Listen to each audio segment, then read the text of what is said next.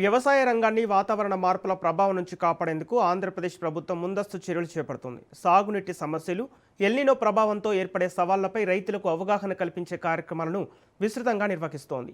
నీటి లభ్యత, వాతావరణ పరిస్థితులను దృష్టిలో ఉంచుకొని రైతులు పంటల ఎంపిక చేసుకోవాలని సూచిస్తోంది.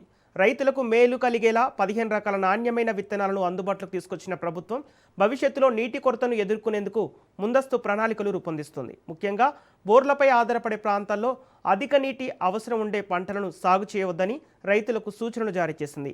మరోవైపు రాష్ట్ర జలవనరుల భద్రతకు ప్రాధాన్యతనిస్తూ గోదావరి, కావేరీ నదుల అనుసంధానానికి వయా బనకచెర్ల ప్రాజెక్టును ముందుకు తీసుకెళ్లే దిశగా ప్రణాళికలు సిద్ధం చేస్తున్నట్లు ప్రభుత్వం వెల్లడిస్తోంది.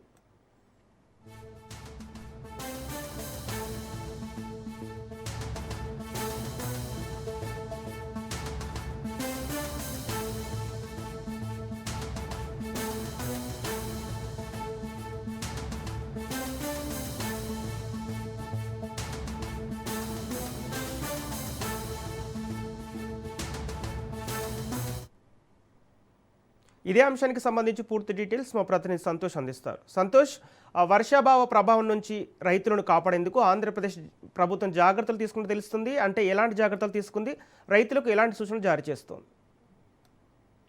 రాష్ట్రంలో వ్యవసాయ రంగాన్ని అయితే కనుక వాతావరణ మార్పులకు అనుగుణంగా మళ్లించేందుకు కొత్త వ్యూహాలను అయితే కూటమి ప్రభుత్వం అమలు చేస్తున్నటువంటి పరిస్థితులు కూడా నెలకొన్నాయి. ఈ నేపథ్యంలోనే వ్యవసాయ రంగంలో ఉండేటువంటి రైతులకి ఒక అవగాహన కార్యక్రమంతో పాటు ఏ పంటలు వేస్తే నీటిని వినియోగించుకునేందుకు తక్కువ వినియోగం పడుతుంది, ఇటువంటి అన్ని అంశాలపై అయితే కనుక ఒక కార్యక్రమం అనేది కూడా సరికొత్తగా రూపొందిస్తున్నటువంటి పరిస్థితులు కూడా నెలకొన్నాయని తెలుస్తోంది. దీనికి సంబంధించి 15 రకాలైనటువంటి నాణ్యమైనటువంటి విత్తనాలను సైతం కూడా ఇటు రైతులకి డిస్ట్రిబ్యూషన్ చేసే కార్యక్రమం అనేది కూడా రూపొందిస్తున్నటువంటి పరిస్థితులు కూడా నెలకొన్నాయని తెలుస్తోంది. ఎందుకంటే ఒక పక్క ఎల్నినో ప్రభావంతో దేశవ్యాప్తంగా వర్షాభావ పరిస్థితులు ఎదుర్కొంటున్నటువంటి నేపథ్యంలోనే వాతావరణ పరిస్థితుల్లో మార్పులకు అనుగుణంగా అయితే కనుక ఈ యొక్క సిచ్యువేషన్ అయితే ఏదైతే రైతులకి అవగాహన కార్యక్రమం అంటే నీటి కొరత ఏ విధంగా ఏర్పడబోతుంది, దానికి సంబంధించి మనం ఏ విధంగా వినియోగించుకోవాలి, అదేవిధంగా ఒకే రకమైనటువంటి పంటలు వేస్తే దానికి సంబంధించినటువంటి నీటి వినియోగం ఎక్కువగా ఉంటున్నటువంటి నేపథ్యంలోనే దానికి ప్రత్యామ్నాయంగా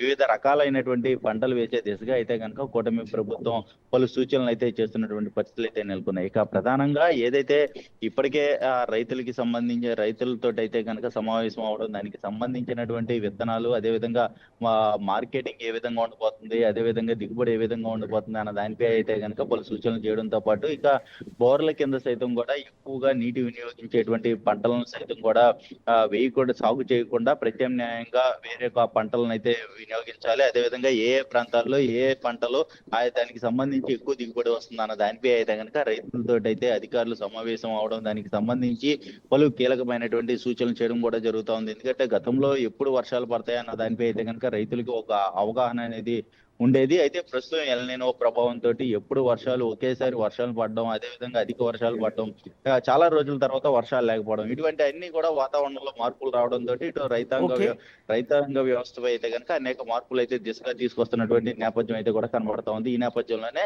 ఇక రాబోయే రోజుల్లో నీటి సాంద్రత, వినియోగం, అదేవిధంగా గోదావరి, కావేరీ సంబంధించి అనుసంధానంతో ఇటు రాయలసీమకి నీరు తీసుకెళ్లడం, ఇటువంటి అన్ని అంశాలపై అయితే కనుక ఒక వ్యూహాత్మకంగా కూటమి ప్రభుత్వం అడుగులు వేస్తున్నట్టు కూడా తెలుస్తూ ఉంది.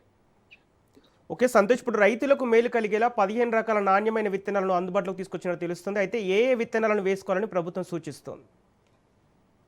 ఏదైతే వరి సంబంధించి ఇప్పటికే వరి అనేది కూడా ఎక్కువగా నీటి ఆధారితమైనటువంటి పంట కాబట్టి వరికి ప్రత్యామ్నాయంగా అనేక రకాలైనటువంటి పంటలు అంటే ఆ ప్రాంతాలకు అనుగుణంగా ఉండేటువంటి పంటలను సైతం కూడా ఇటు రంగంలోకి దించేందుకు అయితే ప్రభుత్వం కసరత్తు చేసినటువంటి పరిస్థితులు. అయితే ఇది ఒక దృష్టిలో పెట్టుకుంటే మాత్రం ఏదైతే ప్రభుత్వం నాణ్యమైనటువంటి విత్తనాలు ఏవైతే ఇచ్చిందో దానికి సంబంధించినటువంటి మార్కెటింగ్ కావచ్చు, కొనుగోలు ధరలు కావచ్చు, అదేవిధంగా గిట్టుబాటు ధరలు కావచ్చు, వీటన్నిటిని కూడా దృష్టిలో పెట్టుకుని ఇటు రైతులకి సూచనలు చేసినటువంటి నేపథ్యంలోనే పలు ప్రాంతాల్లో పండించేటువంటి సాగు ఏదైతే ఉంటుందో ఆ ప్రాంతాలకు వాతావరణానికి అనుగుణంగా ఉండేటువంటి పంటలను మాత్రమే ఈ యొక్క విత్తనాలు అనేది కూడా ఇవ్వబోతున్నట్టు కూడా ఇటు చెప్తున్నటువంటి పరిస్థితులు కూడా ఇటు వ్యవసాయ సంబంధించినటువంటి అధికారులు అయితే చెప్తా ఉన్నారు. ఏదేమైనప్పటికీ ఎల్నినో ప్రభావం అయితే కనుక దేశవ్యాప్తంగా ఉండనున్నటువంటి నేపథ్యంలోనే ఇటు రైతాంగ వ్యవస్థను అయితే కనుక పూర్తి స్థాయిలో అప్రమత్తం చేసినటువంటి పరిస్థితులు కూడా కనబడతా ఉన్నాయి. ఎందుకంటే ఇప్పటి వరకు కూడా ఏదైతే విపత్తుకి సంబంధించి సంబంధించినటువంటి అంశాలు గతంలో